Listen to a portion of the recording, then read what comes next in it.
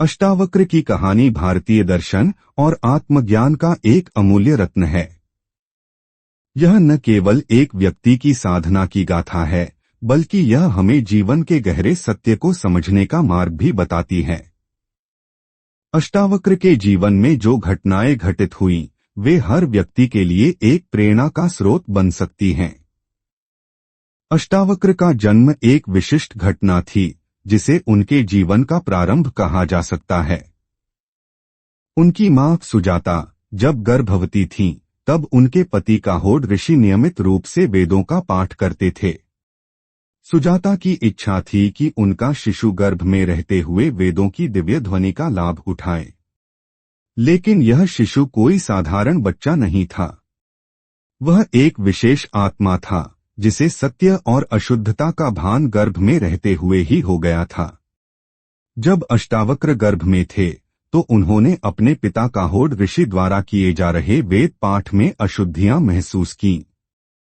यह बात उन्हें सहन नहीं हुई और उन्होंने गर्भ से ही अपने पिता से कहा, पिताजी, आप वेदों का पाठ तो कर रहे हैं, लेकिन इसमें त्रुटियां हैं। सत्य को जानने के लिए इन ग्रंथों की आवश्यकता नहीं है। सत्य तो सहज और सीधा है। यह सुनते ही काहोड ऋषि का अहंकार जाग उठा।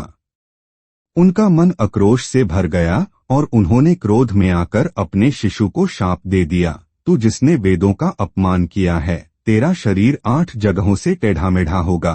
इस शाप के कारण अष्टावक्र का शरीर विकृत हो गया और उनका नाम पड़ा अष्टावक्र, जिसका अर्थ होता है 8 स्थानों से वक्र, टेढ़ा।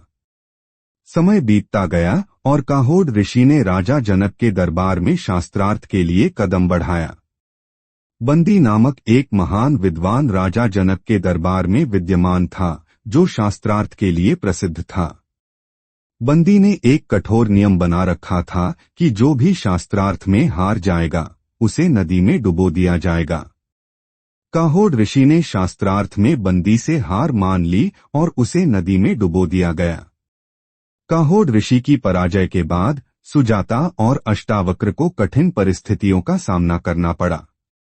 जब अष्टावक्र बड़े हुए, तो उनकी मां ने उन्हें उनके पिता काहोड की पराजय और बंदी के अत्याचारों के बारे में बताया।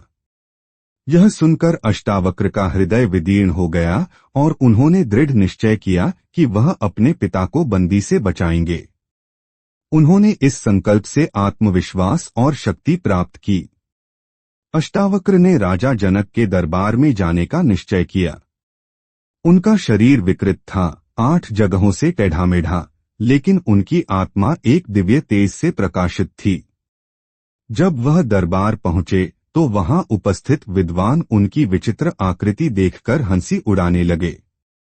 उन्होंने उनका उपहास किया और उन्हें तिरस्कृत किया, लेकिन अष्टावक्र ने उत्तर दिया, महाराज, क्या यह दरबार है या चमड़े का बाजार?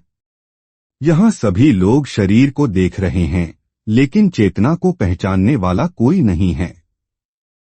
उनके शब्दों ने दरबार में सन्नाटा छा दिया। राजा जनक ने समझ लिया कि यह बालक कोई साधारण व्यक्ति नहीं है और उन्होंने अष्टावक्र को बंदी के साथ शास्त्रार्थ करने का अवसर दिया। अष्टावक्र और बंदी के बीच शास्त्रार्थ शुरू हुआ। बंदी, जो शास्त्र ज्ञान और तर्क में निपुण था और पहले बड़े बड़े विद्वानों को पराजित कर चुका था, अष्टावक्र के अद्वैत ज्ञान के सामने टिक न सका। अष्टावक्र के तर्क इतने गहरे, सरल और सूक्ष्म थे कि बंदी का समस्त विद्वत्तापूर्ण ज्ञान चूर चूर हो गया। अष्टावक्र ने बंदी को यह सिद्ध कर दिया कि ज्ञान केवल शास्त्रों में नहीं, बल्कि आत्मा में भी निहित है। अंततः बंदी पराजित हो गया। उसके बाद यह खुलासा हुआ कि वह कोई साधारण व्यक्ति नहीं था, बल्कि वह वरुण देव का पुत्र था। उसे नदी में डुबोने का वरदान प्राप्त था। उसने स्वीकार किया कि उसने पराजित विद्वानों को नदी में डुबोकर वरुण देव के पास भेजा था, जहां वे सभी सुरक्षित थे। बंदी ने अपनी गलती मानी और सभी विद्वानों को, जिनमें काहोड भी शामिल थे, नदी से वापस बुला लिया। राजा जनक, जो अष्टावक्र के अद्वितीय ज्ञान से अभिभूत थे, ने उनसे पूछा, तुम कौन हो और यह ज्ञान कहाँ से आया? अष्टावक्र ने उत्तर दिया, मैं वही हूँ जो आप हैं।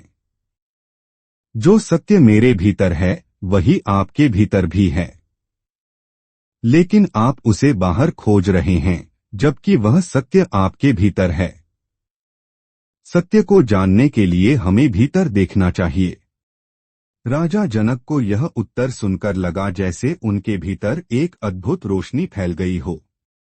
वे समझ गए कि सत्य बाहर नहीं बल्कि उनके भीतर है। उन्होंने उसी क्षण अष्टावक्र को अपना गुरु स्वीकार कर लिया। अष्टावक्र ने राजा जनक को अद्वैत वेदांत का ज्ञान दिया और बताया कि सच्चा ज्ञान और सत्य केवल बाहरी विश्व से नहीं बल्कि आत्मा की गहराई से प्राप्त होता है।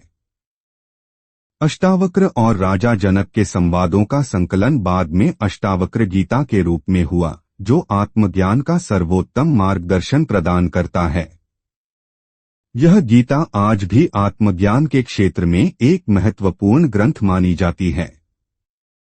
अष्टावक्र की कहानी हमें यह सिखाती है कि सत्य केवल शरीर और रूप से परे है। यह हमारी आत्मा, चेतना और ज्ञान से जुड़ा हुआ है। अष्टावक्र ने हमें यह बताया कि हमें बाहरी रूपों से ज्यादा अपने भीतर की यात्रा करनी चाहिए, क्योंकि सच्चा ज्ञान वही है जो भीतर से आता है। अष्टावक्र की शिक्षा ने यह सिद्ध कर दिया कि आत्मज्ञान ही सर्वोत्तम ज्ञान है और वह केवल उस व्यक्ति को मिलता है जो अपनी आत्मा में छिपे सत्य को जानने के लिए भीतर देखता है।